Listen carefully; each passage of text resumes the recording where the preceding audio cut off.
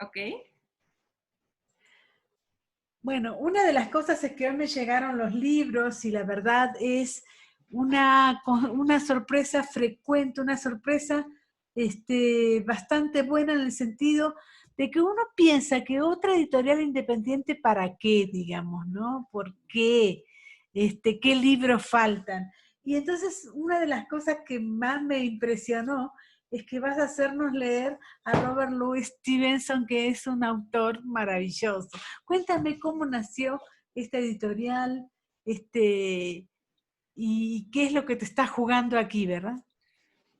Claro. Bueno, por principio, gracias, Mónica, por abrirnos las puertas de tu casa con los libros y este espacio. Es muy emocionante y lo agradecemos muchísimo.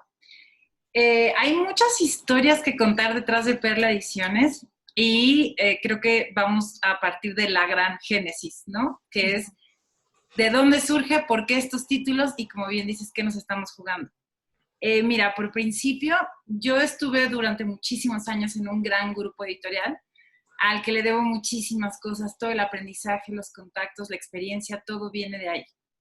Y allí descubrí una línea editorial que es la del bolsillo, que quiere decir más bien que apuestas por crear un fondo editorial más que generar un front list, como se le llama en la jerga editorial, o novedades que sean muy agresivas y desgarradoras y que con el tiempo, digamos, erosionan al punto en que acaban colapsando o desapareciendo, ¿no? Uh-huh. En este caso, la apuesta absoluta es a crear catálogo, es a crear un fondo editorial que tenga sentido para un cierto nicho lector, que yo creo que es más grande y apuesto porque sea más grande de lo que inicialmente podríamos pensar.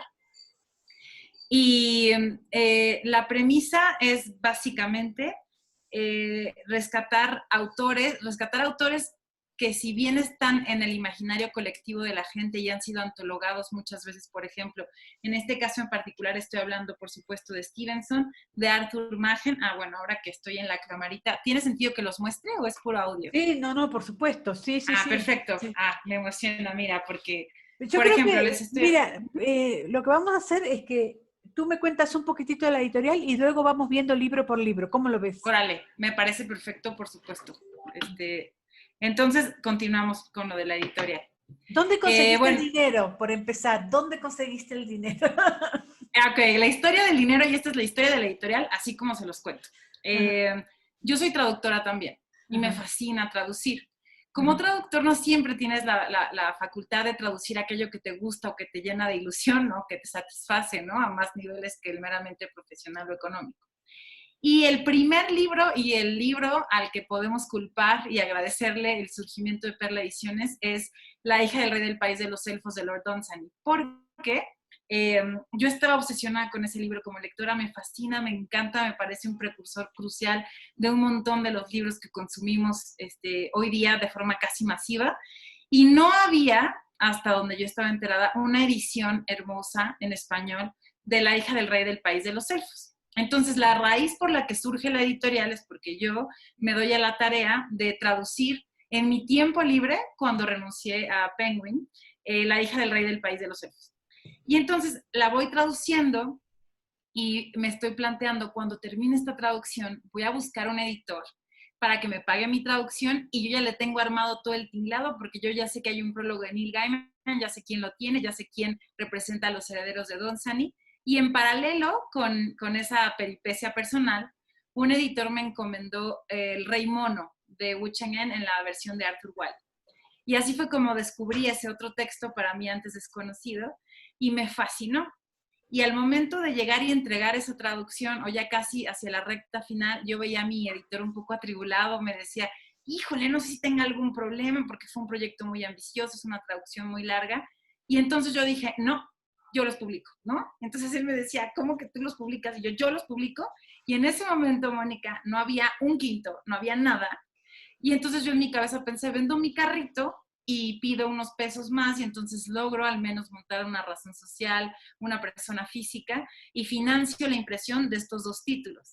Y el dinero surge de esas pesquisas que yo hice entre amigos, haciendo unas llamadas en plan, oye, quiero publicar estos dos libros, ¿me prestas un varo? Y veo en cuánto me sale esta producción, te lo pago. Y en esas pesquisas personales, amistosas, íntimas, fue que surgió la posibilidad con dos amigas de convertir este proyecto editorial en algo, digamos, pues más ambicioso y con más cuerpo, que nos permitió tener hoy día, digamos, el despliegue que puedes ver en redes, la página web, el tipo de libros que hacemos. Y así es en realidad como surgió. Es como Ahora, una feliz coincidencia. Sí, tú eres mexicana, ¿verdad? yo soy mexicanísima, sí. Lo Porque más mexicano que vas a es ver. raro que un mexicano tenga tanto emprendimiento, me parece a mí, digamos, ¿no? Pero lo que yo Mira, sí, Mónica, sí, yo creo que es raro que yo tenga tanto emprendimiento. Yo no puedo creer que yo tengo tanto emprendimiento. Nunca me visualicé como emprendedora. Y todos los días digo, ¿en qué me metí? Todos los días. yo te veo a ti y me veo a mí hace 30 años, digamos, porque es así, digamos. Creo que hay que tener esos, voy a hablar un poco mal, esos huevos para enfrentar. Por ejemplo, esta cosa de traducción de Gwendolyn Perla. Entonces, este ir al frente como traductora también me interesa mucho, porque, por ejemplo, nosotros leemos a Mircea Cartarescu gracias a que él descubrió a una traductora brillante que le pasó todos sus libros al español, porque el anterior traductor no le había casado la onda y nosotros no habíamos comprado un solo libro de Mircea Cartarescu. Entonces, en ese sentido, ese ponerse al frente como traductora, a veces yo veo a Paula Abramo hablar de que nunca ponen a la traductora en la página y muchas veces ni siquiera le pagan a la traductora o al traductor, ¿verdad? Sí, sí es un hito. Mira, te cuento y qué bueno que lo mencionas porque me das una alternativa para explicarlo. Yo siempre he pensado que toda la labor editorial es una suerte como de surcido invisible, ¿no? Porque lo que tú ves al final, digamos, es al autor, es el prólogo y poca cosa más, pero la cantidad de esfuerzos que tienen que concatenarse para que un libro surja, nazca y sea digno y los lectores lo reciban es alucinante. Entonces, como traductora y teniendo un montón de amigos destacadísimos en el ámbito de la traducción, a mí me obsesionaba, y lo he vivido, por supuesto, en carne propia, el crédito, ya, mira, te diría que es nulo, pero es que es un soslayo absoluto, es una obliteración de miedo, ¿no? O sea, el traductor aquí prácticamente no existe, efectivamente, algunos proveedores te pagan, otros no te pagan, otros se tardan un año y te pagan. Y yo pensaba que una editorial mexicana que quería reivindicar la labor editorial con los más altos estándares de calidad, tenía que espejear un poco el trato que le das al lector en tanto el libro que le entregas y el trato que reciben tus colaboradores. Y la labor de un traductor es complejísima, o sea, te drenas cuando tú estás traduciendo. No hay nada más en ti que ese libro del que estás abrevando para poder recontar esa historia, ¿no? Vos sabés que hay Entonces, escritores que dicen que traducir es escribir de nuevo la obra, ¿no? yo estoy completamente de acuerdo. Yo Ujú. estoy completamente de acuerdo. No lo digo por mí, en particular. O sea, a mí me da un poco de vergüenza, obvio. Yo traduje estos dos libros por los azares, digamos, de los que te hablaba anteriormente. Lord Dunsany es un proyecto personal, adorado, y El Rey Mono fue algo que me encomendaron y que sobre la marcha, pues, salió así y lo publicamos ahora nosotros. No era mi intención de ningún modo ponerme yo siempre encubierta, por el contrario, al margen de estos dos libros, yo no estoy traduciendo nada más Ujú. y lo que quiero es que mis traductores se sientan reconocidos a muchísimos niveles, porque lo que les puedo pagar a nivel, pues a nivel la tarifa, ¿no? De la traducción en este país es una cosa muy acotada. Las regalías tampoco es un tema que se pueda sacrificar, cuanto menos cuando estamos naciendo, como es nuestro caso. Y tú sabes que los márgenes de todos los intermediarios de que tú publicas un libro que llega a las manos del lector son altísimos. Entonces, es un simple gesto de agradecimiento y de reconocimiento y de honrar el trabajo efectivamente de una persona que de verdad tiene que escribir un libro. Y nosotros estamos apostando, perdóname, bueno, Sí. adelante. No, no, dime. No, ¿Estás nosotros apostando? estamos apostando. ¿Sí me escuchas? Sí. Ah, sí. Nosotros estamos apostando por libros que no son tan sencillos de traducir, ¿no? Porque hay ciertos libros que pueden traducirse un poco más en mecánico, ¿no? Te adecuas o te familiarizas con un vocabulario, llevas una cadencia, tan, tan, tan, tan, tan. estos libros suponen un reto todo el tiempo. O sea, con los libros que ahí me tocó traducir, yo, sabes que tenía pesadillas, pero me entró una inseguridad brutal. O sea, tú no tienes idea de cuánta gente ha leído y me ha ayudado a que cuajen estas traducciones y cuánto trabajo hay también con Juan Elías, con Ricardo, para que las traducciones hagan honor a estas obras canónicas que estamos rescatando y a que su trabajo tenga como un lustre que en México, y todos me lo dicen, ¿eh? Es mi primer crédito en portada, ¿no? Es la primera vez que me tratan así, es la primera vez que me siento tan motivado. Y es que verdaderamente que los que trabajamos en el sector editorial, yo estuve todo el tiempo con un medio bastioncillo en una editorial y es muy difícil estar dentro y estar encomendando el trabajo, que lo que me ha pasado a mí en estos 2 años desde que renuncié, que es estar fuera y estar supeditada a que te den trabajo, ¿no? Entonces un poco he tenido la enorme bendición de ver ambos mundos y de entender que hay mucho que subsanar a muchos niveles, por un lado frente a los lectores, pero para mí sobre todo con tus colaboradores y quienes hacen que el proyecto finalmente sea lo que es y salga adelante. Bueno, por empezar, otro de los piropos que has tenido es la cantidad de gente muy feliz, muy contenta de que Ay, tú bello. hicieras esta editorial. Por empezar, se llama Perla y me encanta ese nombre, eso también te lo quiero decir. Y por otro lado, me gustaría saber si tienen un servicio de internet que funcione a la venta, digamos, porque a mí me parece que estos libros, y muchos de los libros, y yo quisiera pensar que casi todos los libros, son de nicho. Entonces, Sí, tenemos que ir a buscar al cliente, y el cliente no exactamente. se busca por un aviso, un anuncio en un periódico. Bueno, los periódicos ya ni se leen, pero lo que quiero decir es eso, ¿no? Sí, por supuesto.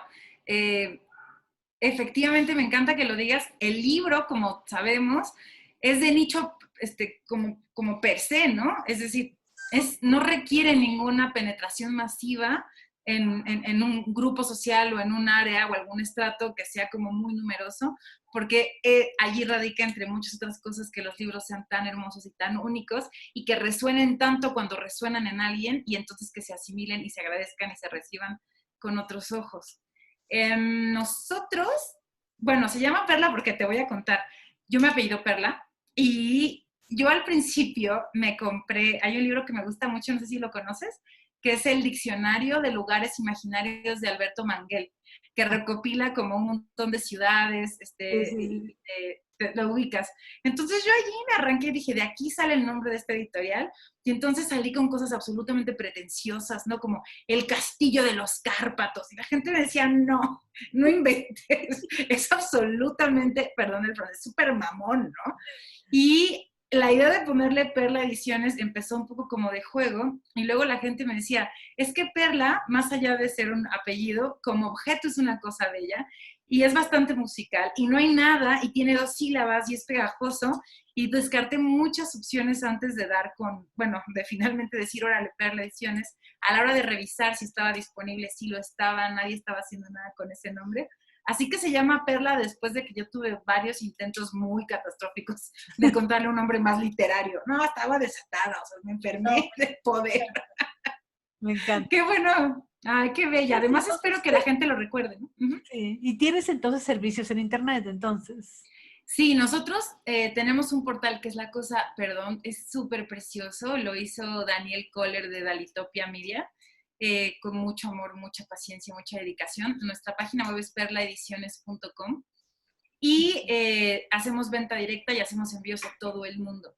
No en un afán de competir con librerías, por el contrario, hemos hecho cuantos esfuerzos te imagines por entrar a distribuir en todas partes. De hecho, esta semana estamos colocando la mayor parte del inventario para librerías, pero nosotros estamos en una posición en la que necesitamos que si alguna persona en el mundo quiere un libro nuestro, lo pueda encontrar y podamos vendérselo. Porque como tú sabes, pues una editorial independiente mexicana básicamente está sustentada en deudas.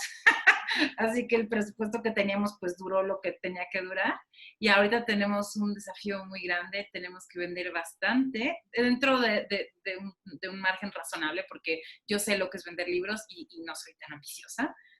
Así que sí tenemos un portal en el que hacemos despachos de libros, envíos de libros, y estamos muy contentos. Esa es una sorpresa incluso para nosotros, porque FedEx en la Ciudad de México, tenemos un convenio con ellos a través de la CANIEM, maravillosa la CANIEM, todo lo que hace por los editores. Y ellos son capaces de hacer entregas en la Ciudad de México en 24 horas y al interior de la República en 72 horas, ¿no? Claro. Entonces, no, afortunadamente, teníamos como dudas respecto a la logística, los envíos. Yo soy una editora, ¿no? Yo no soy una empresaria, yo no soy una persona que sepa de logística ni de almacenaje. Y una vez más, han caído unas sobre otras N cantidad de coincidencias que han resultado ser pues una bendición para este proyecto, así que sí tenemos venta y también tenemos venta en librerías a partir de esta semana. Perfecto. Ahora, ¿vas a estar en Amazon? Voy a estar en Amazon. Ajá, bueno. ¿Le doy un trago a la copa? Es una pregunta importante. Mira. Ojalá que no, pero por otro lado, ojalá que sí, ¿no?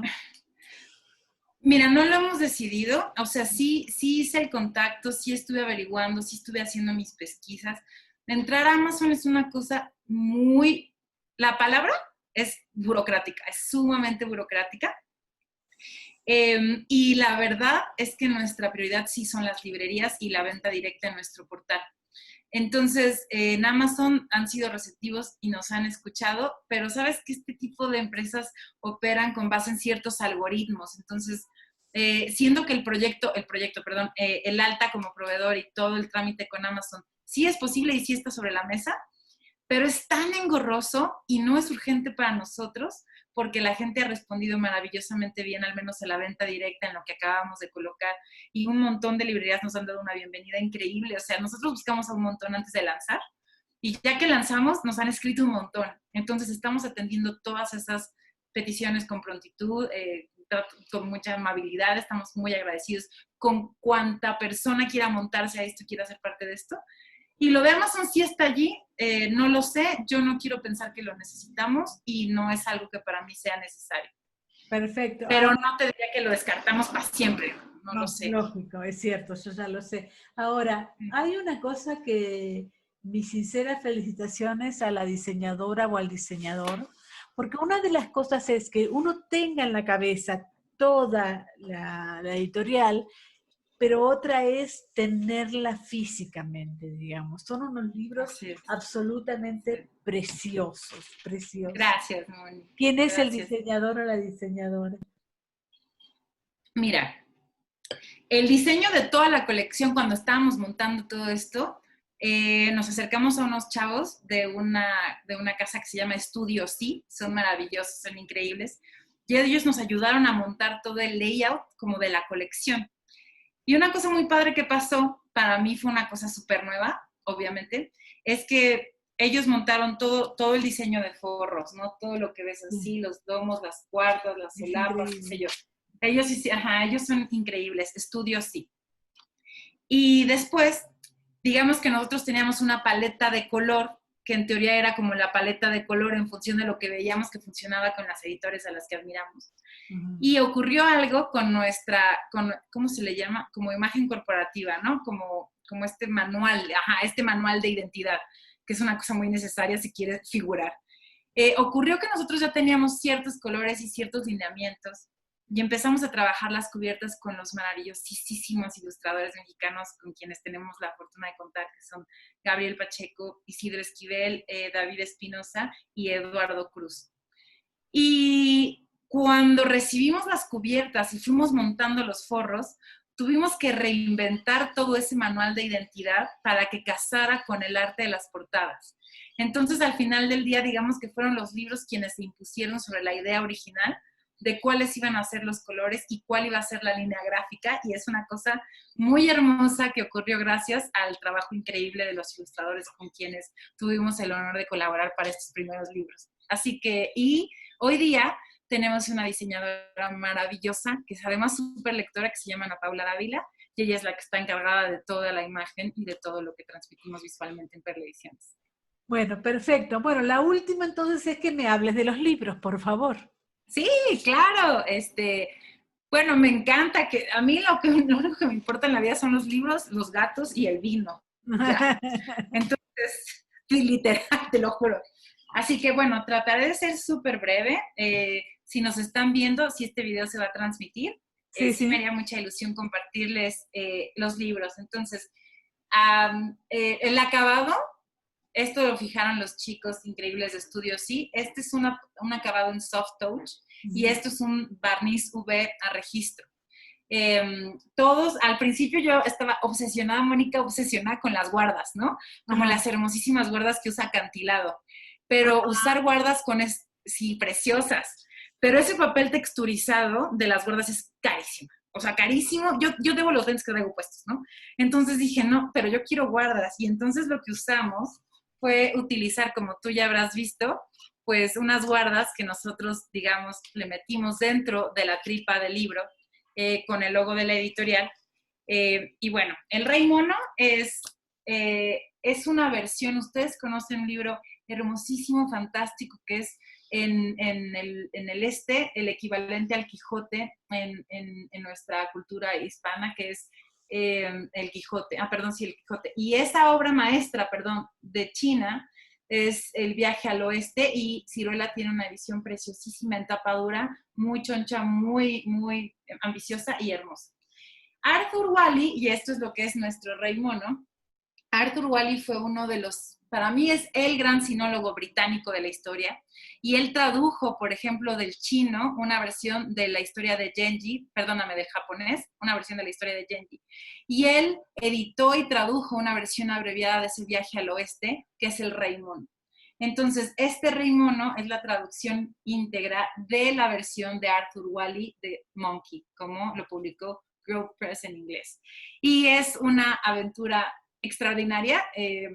Yo sé que muchos ya están familiarizados con este libro, porque para mi sorpresa, una vez habiéndolo publicado, me enteré, por ejemplo, que esta es la génesis de Dragon Ball, por decir algo. Y eso es súper popular, ¿no?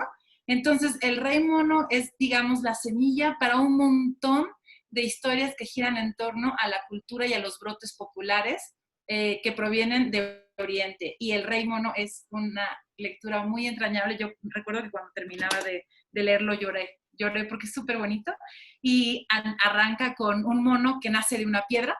Entonces cae un rayo en una piedra o algo le ocurre a una piedra y entonces brota un monito que se mueve, que tiene poderes, que resulta ser mágico, se enferma de poder. Hay una crítica muy gruesa, muy interesante a toda la burocracia china. Te estoy hablando del siglo XVI, imagínate, ¿no? Entonces, esto además es súper ilustrativo e ilumina muchas cosas desde una perspectiva histórico-contextual. Y después este mono se suma a la expedición de un monje al Tíbet, y en el camino te ríes, lloras, aprendes, y la gente ha reaccionado muy bien a este libro porque mucha gente lo conoce, para nuestra sorpresa. Así que ese es El Rey Mono y esta ilustración. Y puede ser también para un lector juvenil también, ¿verdad? Sí, fíjate que este libro en China se les lee a los niños cuando están chiquitos. Mientras van creciendo, es el libro que les leen a los niños tipo 6, 7 años, por las noches van y les leen las aventuras del Rey Mono. La versión de Arthur Wallis, la versión original tiene un montón como de cancioneros y como que cita un montón de discursos un poco satelitales respecto a la historia principal, y Arthur Wallis lo que hace es deshacerse, digamos, de estas cancioncitas y de estas citas, y va duro y directo a la historia del Rey Mono, y es una historia que yo te diría a los chavitos desde los 9, 10 años, porque hay niños súper lectores y maravillosos en este país, y en español y en el mundo, sí se les puede ir leyendo por fragmentos, porque es una aventura épica, llena de humor, llena de sátira antiburocrática. La sátira antiburocrática es para una persona un poco mayor, pero es súper disfrutable, y en China se les lee a los niños hasta la fecha. Así que sí, yo diría que súper se los lean a sus niños. Perfecto. A los jovencitos, sobre todo. Luego tenemos esta ilustración divina. Bueno, aquí les cuento. Aquí, este libro de Adelbert von Chamisso era uno de los favoritos de Thomas Mann. Y este epílogo... Sombra, ¿verdad? Ajá. Quiero decirles algo. Este libro tiene un nombre en alemán. Este es un libro alemán que se publicó con un título que se traduce como La maravillosa historia de Peter Schlemihl. Ajá. Pero también sobre la marcha ha adquirido N cantidad de títulos alternativos, uno de los cuales es El hombre que perdió su sombra o El hombre que vendió su sombra, y nosotros decidimos publicarlo como El hombre que perdió su sombra. Entonces, es la maravillosa historia de Peter Schlemihl. Este libro desde el principio se concibió como un proyecto ilustrado, porque ese sería, digamos, el plus de un libro como este. Y contactamos a un tipazo, que es David Espinosa, el D. Y cuando yo le escribí, le dije, oye, David, ¿te gustaría ilustrar este libro? Mira, somos un proyecto pequeño, pero nos encantaría. Se aventó el libro y me dijo, ¿cuántas ilustraciones quieres? Y yo le dije, pues unas 20. Y este muchacho, que es una genialidad, tú ya lo habrás visto, pero se aventó más de 50 súper ilustraciones para este libro. Ajá, es una cosa divina. Él es un tipo, David Espinosa, es increíble, es bello, es autor, es ganador de premios de cómic. Y entonces esta es una edición, digamos, totalmente ilustrada, a 2 tintas, con un epílogo de Thomas Mann, que es el hombre que perdió su sombra. Luego tenemos una cosa súper emocionante, todas, pero Arthur Machen. Arthur Machen, que forma parte de la biblioteca personal de Borges, de todas las antologías que recogen relatos de terror, las antologías que se precian de ser dignas, recogen El Gran Dios Pan o La Gente Blanca. Y Arthur Machen es uno de los 4 autores que, en palabras de H.P. Lovecraft, rompen con el canon del gótico al sobrenatural. Y entonces Arthur Machen, junto con Emma James, Lord Dunsany y Algernon Blackwood, son los 4 autores insignia para H.P. Lovecraft. Entonces, pese a que Arthur Machen se ha antologado muchas veces, a mí me encantaba la idea de rescatar su primer volumen íntegro tal como él lo publicó hacia 1920 y tantos, y se llama The House of Souls, que es la Casa de las Almas. Y lo más emocionante, además de que tenemos una traducción mexicana a cargo de los adorados Juan Elías Tovar y Ricardo Vinos, tenemos una ilustración que es increíble del mejor pan de la historia, que es de Isidro Esquivel, pero hay un prólogo de Guillermo del Toro en esta edición. Guillermo del Toro prologó la edición en Penguin Classics de los relatos de Arthur Machen. Nos fue posible gestionar ese prólogo, y además tenemos un epílogo de alguien de quien yo soy súper fan, acólita también, que es Esti Yoshi, que es quien más ha hecho, en mi opinión, por reivindicar la literatura fantástica y además por cubrir la vida y obra de H.P. Lovecraft siempre. Así que esa es la Casa de las Almas, en cuyas páginas encontramos El Gran Dios Pan y La Gente Blanca, y en palabras de Stephen King, esto es real, El Gran Dios Pan es el mejor relato de terror que se ha escrito jamás en la lengua inglesa. Y este es un libro de culto total, así que esa es la Casa de las Almas. Luego, ¿Cuál has vendido más hasta ahora, Gwendolyn? Hay un empate. El más vendido es este. Sí, no es un empate, es que hay una diferencia como de 2 ejemplares. El más vendido es La hija del rey del país de los elfos. Ajá. El segundo más vendido es La Casa de las Almas. Ajá. Y el tercero más vendido hasta ahora es Rey Mono. Ajá. En este orden se han vendido más. Perfecto. Háblame de ya verás que... ¿Perdona? Háblame de la hija de... Uf. La hija del rey del país de los elfos es lo mejor que le ha pasado al universo para mí como lectora. Lord Dunsany, que se inscribía en este canon de lo fantástico, en palabras de muchos, por ejemplo Borges o por ejemplo H.P. Lovecraft, escribió muchos cuentos y nosotros lo conocemos por los cuentos de un soñador, por ejemplo, o por los dioses de Pegaña, ¿no? Y La hija del rey del país de los elfos, que se publicó en 1924, sentó las bases del cuento fantástico y fue precursor de grandísimos autores como el Neil Gaiman, que tiene el prólogo, de cuyo prólogo podemos jactarnos en esta editorial, Ursula K. Le Guin, que además diosa absoluta total, Joyce Carol Oates, el propio H.P. Lovecraft, Jorge Luis Borges. Es un autor de culto brutal y todos se remiten a La hija del rey del país de los elfos. Y como lectora, donde encuentras un montón de ecos y un montón de resonancia, dices, no es cierto, es con El Señor de los Anillos de Tolkien, precisamente. Entonces, es una novela que se editó, la verdad, yo no he logrado encontrar una sola edición en español. Por fortuna, los derechos estaban disponibles cuando acudí a Los Herederos. Y Neil Gaiman se dio su prólogo contento a través de su agente, subagente. Y también Esti Yoshi, que es una figura de referencia para mí como lectora, y lo admiro y lo adoro. Y conmigo, ahora que entré en contacto con él, ha sido divino, generosísimo. Él se dio un prólogo para esta edición. Entonces, lo único que les puedo contar es que mis libros favoritos definitivamente de estos son Mono y La hija del rey del país de los elfos, también en gran medida porque yo acabé comiendo, desayunando y durmiendo con ellos, ¿no? Y aquí nos enfrentamos a la historia increíble de una tierra que está gobernada por un rey. Y de pronto llega el consejo del rey, es decir, como el comité de los ciudadanos, ¿cómo se les llama? No me acuerdo cómo se llama. Este grupo de gente que son los representantes del pueblo y llegan a la alcoba del rey y piden una audiencia con el rey. Entonces el rey les dice, mis súbditos queridos, adelante, el parlamento del rey.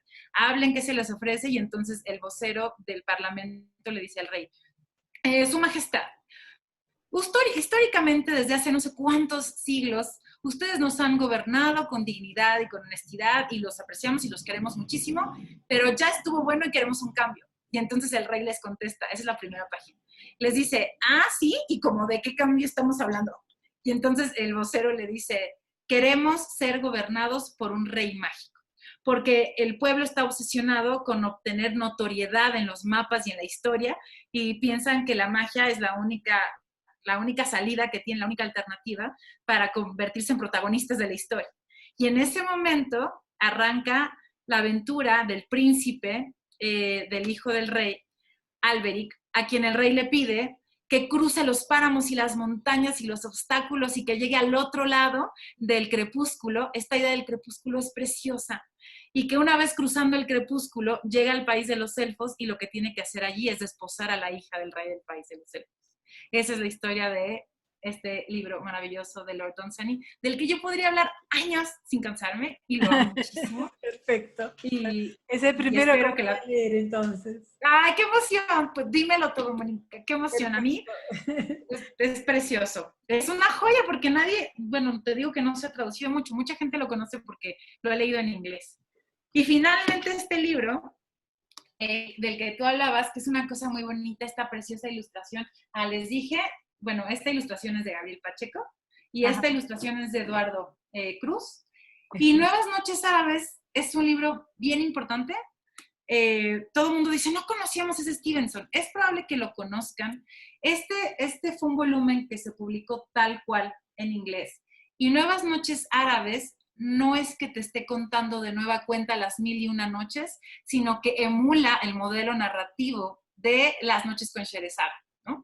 Y aquí hay ciclos que son bien interesantes, uno de los cuales es de mis favoritos. La primera vez que yo leí El Club de los Suicidas, me partía la risa, de esto tiene muchos años. Y este volumen lo rescatamos tal cual, haciendo honor a la biblioteca personal de Borges, porque Borges declaró muchas veces que para él Robert Louis Stevenson desde niño era una de las formas de la felicidad. Y el volumen que decidió incluir en su biblioteca personal y que prologó y con cuyo prólogo podemos contar aquí, que es de Borges, e incluso tenemos un epílogo de Pavese, no, ya, para mí, un lujo total, ¿no? ¡Qué emoción! Lo rescatamos así y incluye el ciclo de El Club de los Suicidas, es increíble, no se lo pierdan, y tiene varios otros relatos, y tiene uno que se llama El Pabellón de las Dunas, que en palabras de Arthur Conan Doyle es el mayor de los logros estilísticos y cuentísticos de Stevenson. Así que eso es lo que es Nuevas Noches Árabes. Ha hecho La Isla del Tesoro, hay que decirlo también. Stevenson ha hecho todo. Stevenson es el Jekyll y Mr. Hyde, que para mí ese es mi cuento favorito de la historia. Por supuesto. Bueno, la última sería, ahora sí, la última. Lo que tú quieras.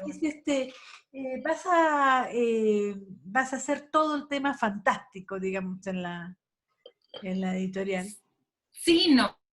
Es decir, tengo varias obsesiones personales. La principal es la mitología, porque además de allí venimos todos y de allí viene todo, y ese es el huevo, esa es la piedra de la que todos brotamos, ¿no? Como mono, en Rey Mono. Entonces, yo sé que ahorita tiene un corte bastante fantástico, pero en realidad a mí me interesa todo lo que sea emocionante y todo lo que esté bien escrito. Y esto puede adquirir cuantas formas podamos concebir, ¿no? Es el horror, a mí me encanta, por supuesto, el horror, me encanta la literatura fantástica, me encanta la ciencia ficción, cada vez más me gusta más.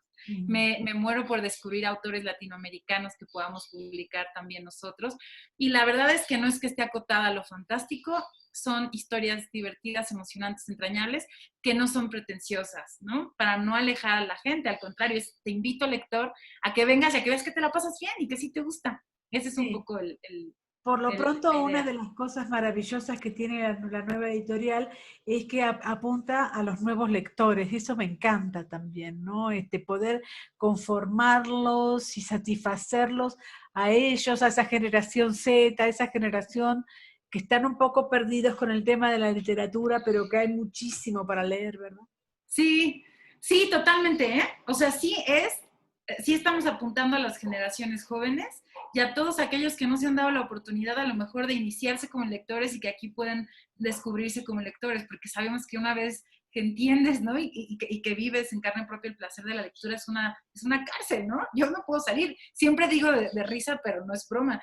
De haber podido yo lo que pongo es una pollería, ¿no? No una editorial, pero es lo único que sé hacer y es lo que más me gusta y pese a que cueste trabajo, yo estoy segura de que vamos a lograr sobrevivir y mantenernos y llegar justo a nuevos lectores y hablarle al público latinoamericano sobre todo.